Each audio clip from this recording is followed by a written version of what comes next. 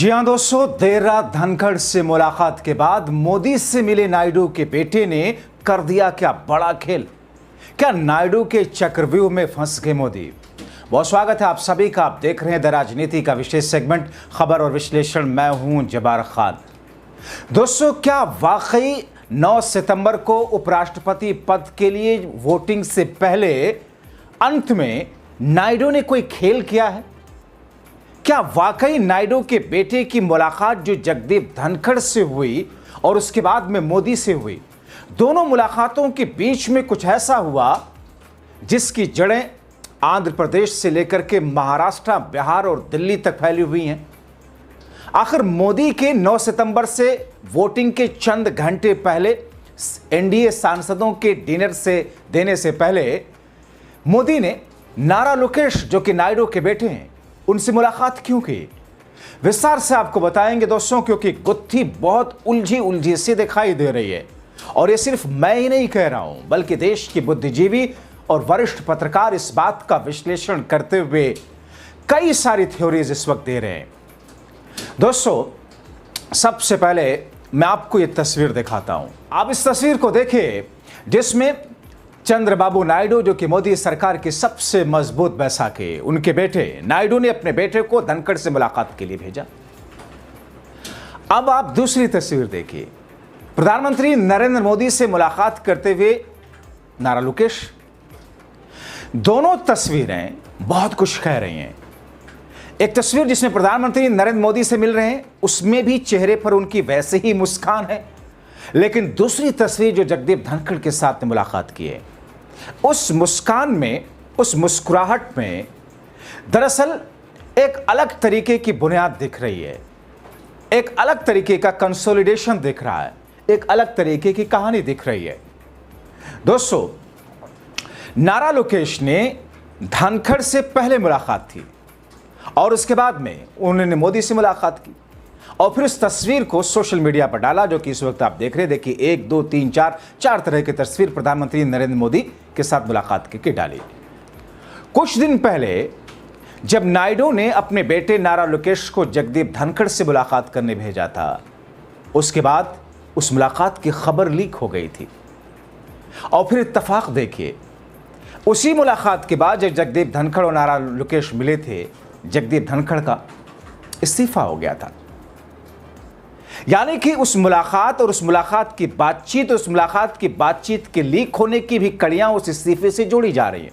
यह और बात है कि जब इस्तीफा लिया गया जगदीप धनखड़ से, उस इस्तीफे पर आज तक जगदीप धनखड़ खामोश हैं, आज तक सरकार खामोश है, आज तक सटीक तौर पर, आधिकारिक तौर पर कोई बयान किसी का नहीं आया। इसके अलावा भी कई कड़ियां दोस्तों, क्योंकि उपराष्ट्रपति चुनाव से कड़ियां ये जुड़ कैसे रही हैं, आने वाले दिनों में प्रधानमंत्री नरेंद्र मोदी और गृह मंत्री अमित शाह से जुड़ कैसे रही हैं आने वाली स्थितियों को लेकर के।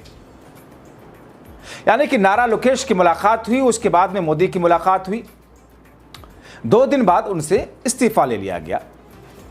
अब दोस्तों, उपराष्ट्रपति चुनाव से कुछ घंटे पहले आपको बताऊं कि 8 सितंबर को, यानी कि अब से कुछ घंटे के बाद, 7 सितंबर के बाद 8 सितंबर की रात को प्रधानमंत्री नरेंद्र मोदी ने एनडीए के सांसदों को अपने घर पर बुलाया है। उनसे पहले नायडू के बेटे नारा लोकेश की मोदी से मुलाकात हुई। सवाल यह कि इस मुलाकात के मायने क्या है? जाहिर तौर पर इसके मायने हैं कि जब सरकार अल्पमत में होती है किसी पार्टी की, गठबंधन के सहयोगी दलों के साथ में सरकार चलती है, तो ऐसे ही होता है। खिचड़ी सरकारें ऐसे ही चलती हैं। और ख़ास तौर पर जब ये कहा जाए कि साहब सरकार अब गिरी तब गिरी, कुर्सी अब छीनी तब छीनी, फलाने बागी हुए, ढमकाने समर्थन वापस लेने जा रहे हैं, आने वाले दिनों में ऐसा हो जाएगा। लेकिन दोस्तों, ये जो बातें कही जा रही ना, इन बातों के बीच में बिटवीन द लाइन बहुत कुछ है। चंद्रबाबू नायडू अपनी खुशी से प्रधानमंत्री नरेंद्र मोदी को सरकार बनाने के लिए और सरकार चलाने के लिए समर्थन नहीं दे रहे हैं। आप ये जानते हैं दोस्तों कि चंद्रबाबू नायडू एक बहुत बड़े बार्गेनर हैं, एक बहुत बड़े कैलकुलेटर हैं, और वक्त की नज़ाकत को भांपते हुए उन्होंने मजबूरन मोदी सरकार को या प्रधानमंत्री नरेंद्र मोदी को समर्थन दिया था। जाहिर तौर पर ये बातें तो खुले आधिकारिक तौर पर कही नहीं जाती हैं, यही कहा जाता है कि साहब हम तो साथ में हैं, एनडीए का पार्ट हैं, हम तो साथ में रहेंगे।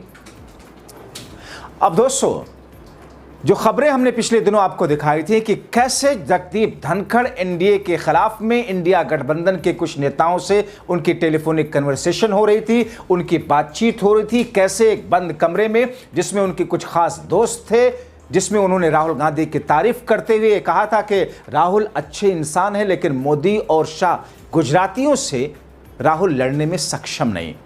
उस अंदाज पर राहुल वो सब नहीं कर सकते जो सब करके सरकार बनाने और सरकार को बचाए रखने की कला आती है गुजराती लॉबी को।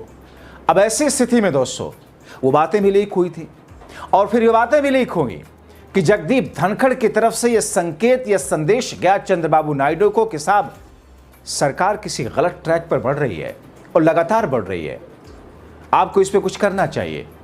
समर्थन वापसी हो या जो कुछ भी, अगर आपको लगता है कि समीकरण अगर समर्थन वापसी के बाद में दूसरे पक्ष के साथ में बन सकता है तो इस पर आपको सोचना चाहिए।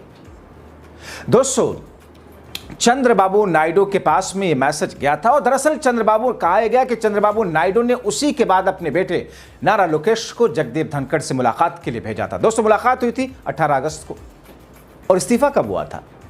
इस्तीफा हुआ था 21 अगस्त को। अब बेचारे धनखड़ राजनीतिज्ञ तो रहे, वकील तो रहे, राज्यपाल रहे, उपराष्ट्रपति भी रहे, मगर शायद वो भूल गए कि सरकार के पास शक्ति कितनी होती है। भले ही प्रधानमंत्री से पद में या प्रोटोकॉल के हिसाब से धनखड़ बड़े पोस्ट पर थे, राष्ट्रपति के बाद उपराष्ट्रपति, उसके बाद प्रोटोकॉल के हिसाब से प्रधानमंत्री का दर्जा आता है, लेकिन वो भूल गए शायद कि सरकार के पास में सारी शक्तियां हैं। आप कहाँ जाते हैं, किससे मिलते हैं, क्या करते हैं, पैसा आपका कहाँ से आता है, आप किससे बात करते हैं, आपने टेलीफोन पर किससे बात की, उस बातचीत में क्या कुछ रहा, उस बातचीत में क्या कुछ कहा गया, आपके यहाँ मिलने वाला कौन आया और उसमें आपने क्या कहा। वो बातचीत जो फिर से जो संदेश दिया जगदीप धनखड़ ने नारा लोकेश के पिता चंद्रबाबू नायडू के लिए, नारा लोकेश के जरिए वो खबरें निकलकर लीक हुई और पहुंची सरकार के पास और उसके बाद में इस्तीफा तो होना ही था। अब दोस्तों, ऐसी स्थिति में इस्तीफा हो गया, मगर उपराष्ट्रपति का चुनाव है और इस उपराष्ट्रपति के चुनाव में सांसें अटकी हुई दोस्तों। और ये हवाई बात नहीं है सांसें अटकने की, क्योंकि आप सोच रहे होंगे कि साहब कहाँ की बातें कर रहे हैं, क्योंकि दोनों सदनों में तो कंफर्टेबल मेजॉरिटी है, मोदी सरकार की मेजॉरिटी है, लेकिन उस मेजॉरिटी में महज 62 सीटें ही ज्यादा हैं। और अगर उस 62 में से, जैसा कि मैंने अपने कुछ शो में आपको बताया, उसका पूरा कैलकुलेशन करके अगर जरा भी दाएं बाएं स्थिति हुई और जो कथित तौर पर कहा जा रहा है कि संघ की जो कोशिश चल रही है पर्दे के पीछे से, बीजेपी के अंदर एक जो अलग गुटबाजी है, एनडीए के भीतर एक अलग गुटबाजी है, अगर वो कोशिश थोड़ी सी भी कामयाब हुई, क्योंकि क्रॉस वोटिंग के लिए जो बात कही जा रही है, व्हिप जारी नहीं होता, पार्टियों के सांसद पार्टी की बात लाइन पर चलने के लिए बाध्य नहीं होते हैं, सीक्रेट बैलेट से वोटिंग होता है, जरा भी दाएं बाएं हुआ तो फिर स्थिति मोदी शाह के हाथ से फिसली। अब दोस्तों, नारा लोकेश ने प्रधानमंत्री नरेंद्र मोदी से मुलाकात की, इसके दो मायने मैंने पिछले दिनों आपको दिखाया था कि क्या चंद्रबाबू नायडू फाइनली प्रधानमंत्री बन सकते हैं, बनने जा रहे हैं, क्योंकि थ्योरी यही थी कि नारा लोकेश जो कि राजनेता हैं, आंध्र प्रदेश में मंत्री भी, चंद्रबाबू नायडू दरअसल आंध्र प्रदेश की कमान उनको सौंप करके केंद्र की राजनीति में आना चाहते हैं और केंद्र की राजनीति में अब प्रधानमंत्री पद की तरफ वो देख रहे हैं, क्योंकि चांसेस उनके दोनों तरफ हैं। अगर नायडू आज की डेट में एनडीए में कहें कि साहब मैं समर्थन वापसी ले रहा हूं, नहीं तो मुझे कम से कम 1 साल के लिए पीएम बनाइए, मोदी सरकार के पास कोई ऑप्शन नहीं होगा दोस्तों सिवाय इसके कि पीएम बना दे उनको। और उनको लगता है कि साहब अगर ये नहीं बनाए तो मैं अपने कुछ और सहयोगियों को साथ लेकर के निकलता हूं तो इंडिया गठबंधन की सरकार बन जाएगी और सरकार बनेगी और मैं इस शर्त पर उनको वो बोलूं तो वो मुझे पीएम बना देंगे। यानी कि प्रधानमंत्री बनने का उनके पास में दोनों हाथ में ऑप्शन है। ऑप्शन तो एक 1996 में भी था जब उस वक्त की थर्ड फ्रंट की सरकार हुआ करती थी, लेकिन तब चंद्रबाबू नायडू प्रधानमंत्री नहीं बने थे, खुद से नहीं बने थे। उस वक्त के जो पत्रकार जिन्होंने कवर किया, जो कहते हैं, जो बताते हैं, उसके हिसाब से अगर देखा जाए तो। मगर 30 साल हो गए चंद्रबाबू नायडू को केंद्र राज्य की राजनीति करते हुए, 4 बार मुख्यमंत्री बन चुके हैं।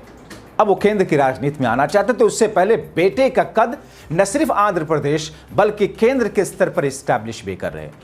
इसीलिए जब बातें खुली कि चंद्रबाबू नायडू के बेटे नारा लोकेश ने जगदीप धनखड़ के साथ में मुलाकात की और क्या क्या की स्थितियां हुई, धनखड़ का इस्तीफा भी हो गया, तो फिर अगर मोदी सरकार को जरूरत है नायडू की, तो फिर नायडू की भी जरूरत है इमेज बिल्डिंग की।